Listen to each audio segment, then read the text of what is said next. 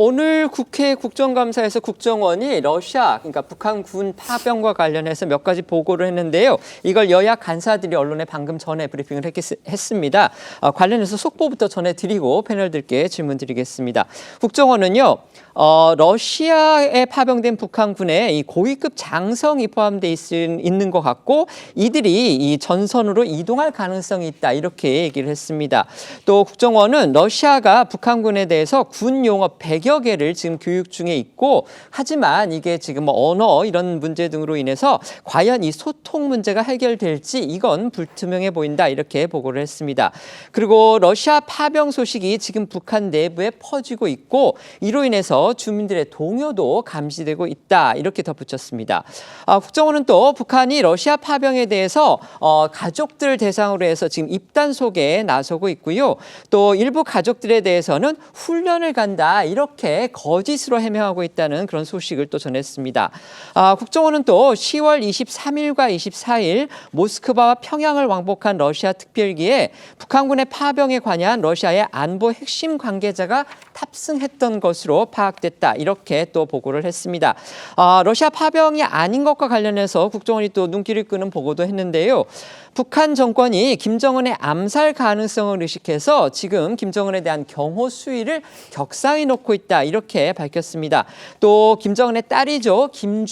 김주애의 지위를 일부 격상을 시켰는데 그 한 예가 또 그것을 뒷받침해주는 그 예로서 김여정 그러니까 김정은의 동생이자 김주애로서는 고모가 되는 거죠. 그러니까 어떻게 보면은 격이 더 높다고 볼 수도 있는데 그런 김여정이 김주애를 안내한다. 그러니까 김주애가 김여정의 안내를 받고 있다. 지금 이런 정황을 또 보고를 했습니다. 올해 북한의 노동자 4,000명이 러시아에 파견이 됐는데요. 이게 아마 금수품을 북한이 받는 그런 이면 합의에 의해서 북한의 노동 인력을 러시아에 지원해주는 그런 방안으로 보인다. 이렇게 국정원이 보고를 했습니다. 방금 저희 기자들이 전해드린 대로요. 민주당 내부의 강성 친명 조직이죠. 더민주혁신회의가 북한의 파병에 대해서 러시아 파병에 대해서 근거가 부족하다.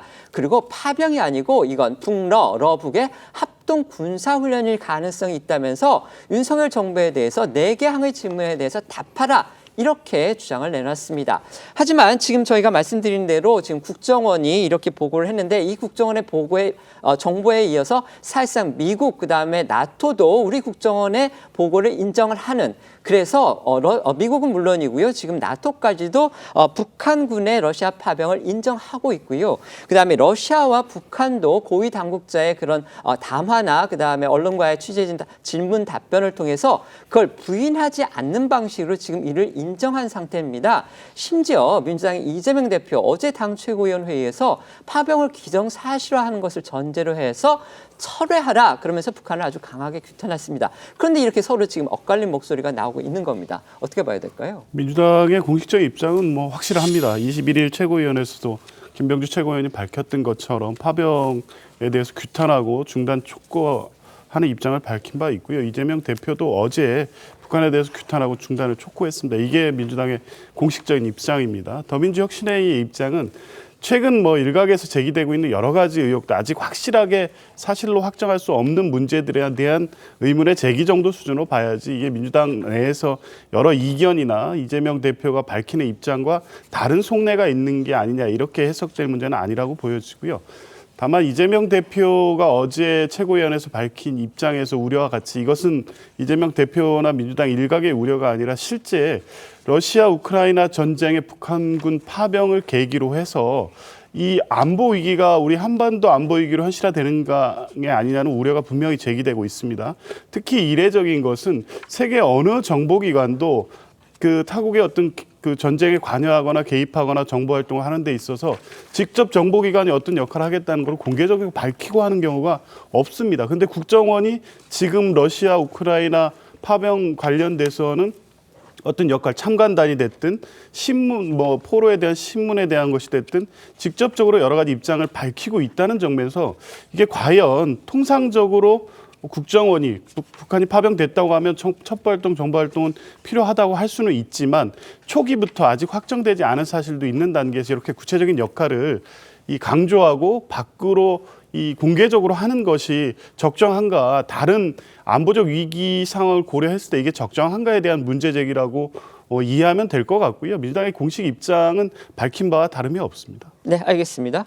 조경 부위원장께서 말씀 주신 부분에 대해서 먼저 제가 반론을 좀 드리겠습니다. 지금 북한의 러시아 파병은요, 러시아로부터 여러 가지 반대급부, 특히나 군사기술 측면에서는 ICBM의 대기권 재진입 기술이라든가 우리 안보에 여러 가지 위협을 주는 반대급부를 얻어내기 위한 것들인데 그 반대급부는 아직 북한에게 다 제공된 것이 아닙니다. 그렇다면 대한민국 정부로서는 할 수 있는 모든 수단을 다해서 러시아에 외교적인 압박을 가해야 되지 않겠습니까? 우리가 예를 들면은 그런 뭐 신문조를 파견한다라고 하는 것도 대한민국 정부가 할 수 있는 모든 수단 중에 일부인 것입니다. 그런 차원이라는 점 말씀드리고요. 그다음에 이 더민주 전국혁신회의의 입장은 정말로 도둑질도 손발이 맞아야 한다라는 속담을 연상시키는 것이죠. 이재명 대표가 의문의 일패를 당했습니다. 그 공개적인 4가지 질문, 북한의 파병을 규탄한 이재명 대표가 먼저 답을 해야 되는 그런 상황이 된 것이에요. 그런데 여기에 민주당이 답을 해야 될 것이 2가지가 더 있습니다. 이재강 전 경기도 평화부지사를 지낸 이재강 의원이라든가 또 경기도의 평화협력국장을 지낸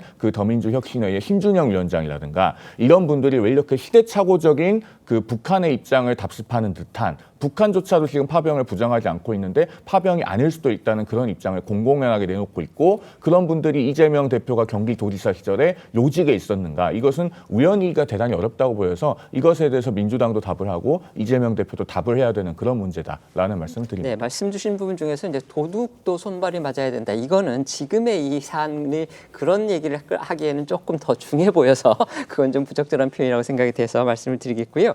아까 저희가 국정원의 국회 보고사항 속보 전해드렸는데 지금 하나 더 들어와서 말씀을 드리겠습니다. 지금 자막으로는 나가고 있죠. 예.